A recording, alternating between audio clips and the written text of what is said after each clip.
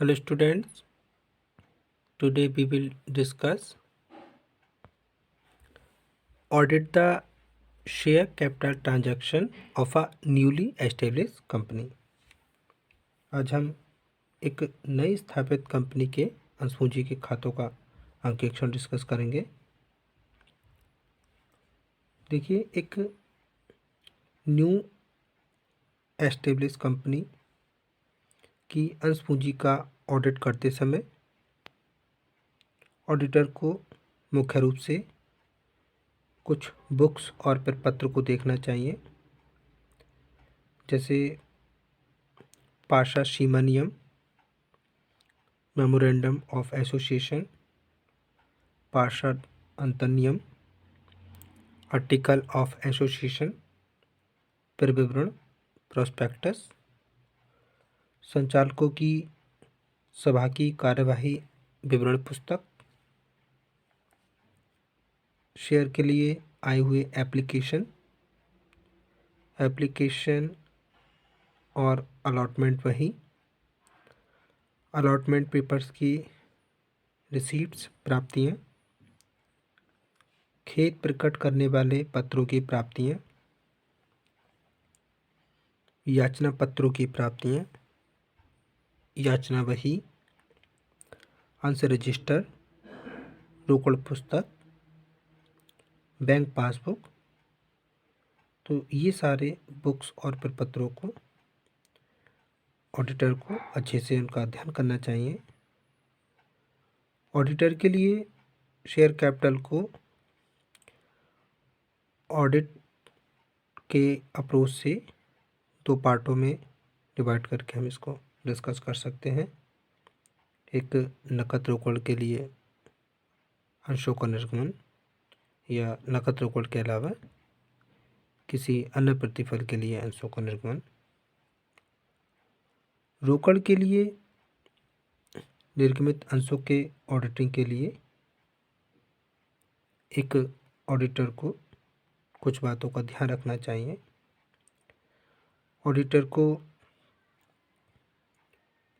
ये देखना चाहिए कि निर्गमित पूंजी की राशि ऑथराइज्ड कैपिटल से कहीं अधिक तो नहीं है, क्योंकि कंपनी की जितनी अधिकत पूंजी होती है, जितनी ऑथराइज्ड कैपिटल होती है, उससे ज़्यादा के शेयर कंपनी इशू नहीं कर सकती। इसके लिए कंपनी के मेमोरेंडम ऑफ एसोसिएशन मतलब पार्षद सीमा नियम को देखना चाहिए। इसके साथ साथ उसे ये भी देखना चाहिए कि अंशों का वर्गीकरण पार्षद सीमा नियम या पार्षद अंतर नियम के आधार पर किया गया है या नहीं। न्यूनतम अभिधान की राशि का पता लगाकर ये देखना चाहिए कि अंशों के आवंटन से पहले प्रार्थित पूंजी की राशि कम से कम न्यूनतम अभिधान की राशि के बराबर है या नहीं। आवेदन पत्र तथा आवंटन पर प्राप्त राशि की जांच, पासबुक, कैशबुक और जो भी आवंटन पेपर्स हैं उनसे करनी चाहिए।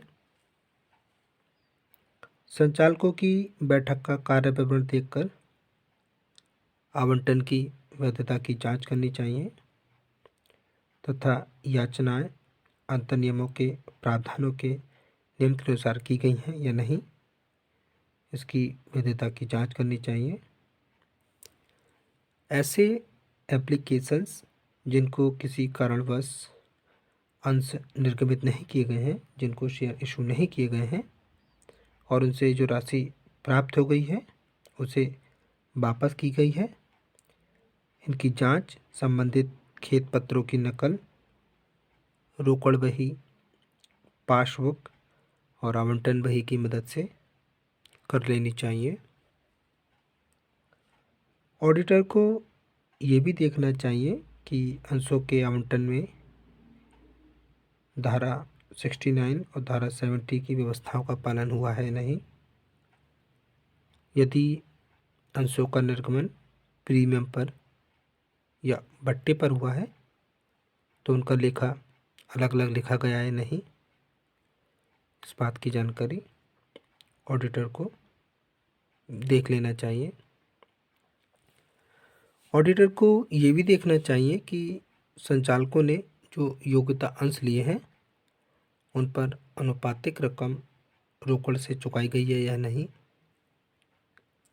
अंशों पर की गई याचना और उस पर ड्यू ये जो प्राप्त राशि है उसकी जांच, याचना पत्रों की नकल, सदस्यों के रजिस्टर, रोकड़ बही, याचना बही, संचालकों की कार्यवाही विवरण पुस्तक से करनी चाहिए। सदस्य बही के आधार पर बनाई गई अप्राप्य याचना राशि की सूची के योग का मिलान आवंटन और याचना खातों के डेबिट से करना चाहिए। याचना पर अग्रिम प्राप्त राशि का लेखा किया गया है या नहीं, अग्रिम प्राप्त याचना राशि पर यदि इंटरेस्ट दिया जाता है तो उसका परसेंट, और ये देखना चाहिए कि ब्याज दिया गया है या भी नहीं। ऑडिटर को ये भी देखना चाहिए कि आवंटन का विवरण रजिस्ट्रार के पास आवंटन के 1 माह के अंदर भेज दिया गया है या नहीं भेजा है। इस संबंध में अधिनियम की धारा 75 के आदेशों का पालन कर लिया गया है। उचित प्रमाणकों की सहायता से कमीशन या दलाली आदि की भुगतान की रकमों का प्रमाणन करना चाहिए। अब हम बात करते हैं नकद रोकड़ के अतिरिक्त अन्य किसी प्रतिफल के लिए अंश निर्गमित करना।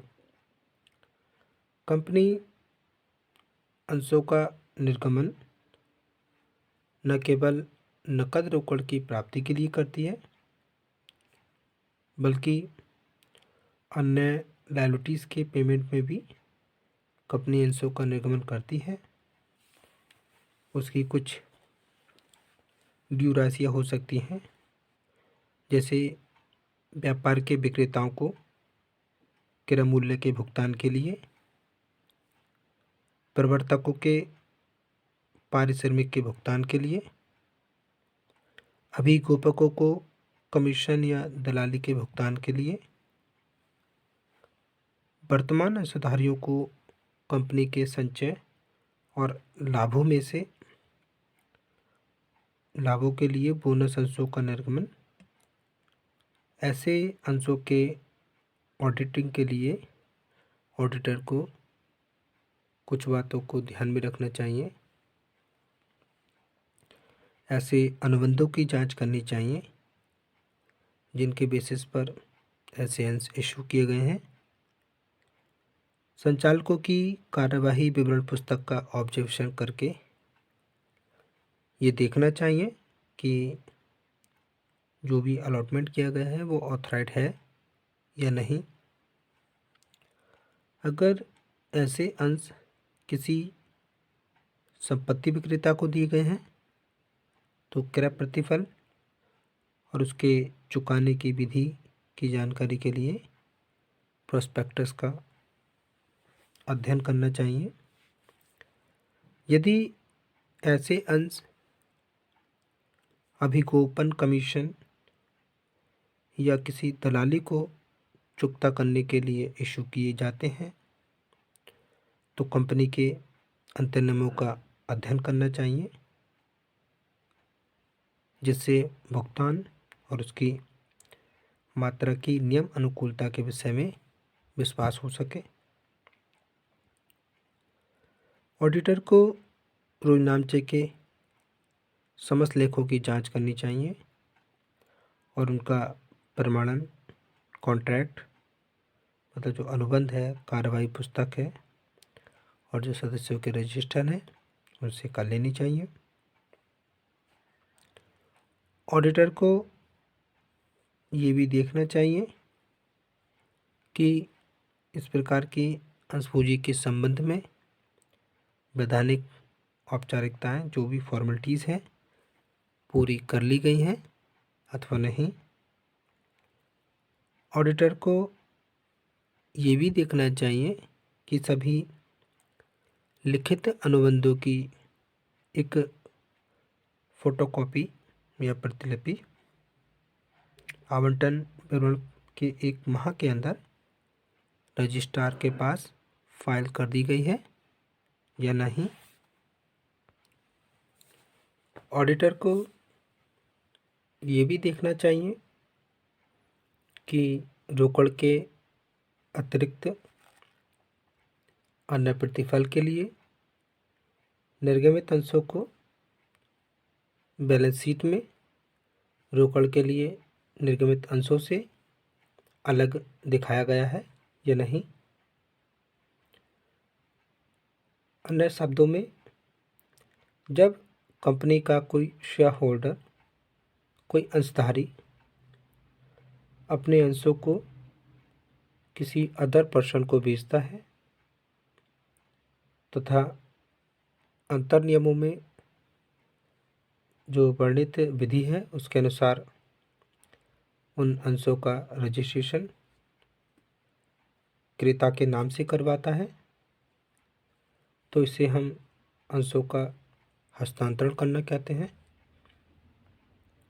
जो व्यक्ति अंशों का हस्तांतरण करता है उसे हस्तांतरक कहते हैं।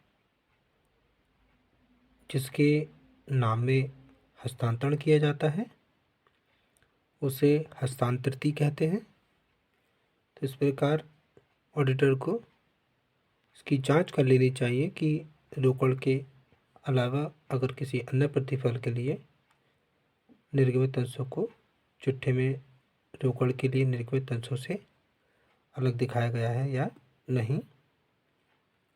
आज की वीडियो के लिए इतना ही। Thank you very much students.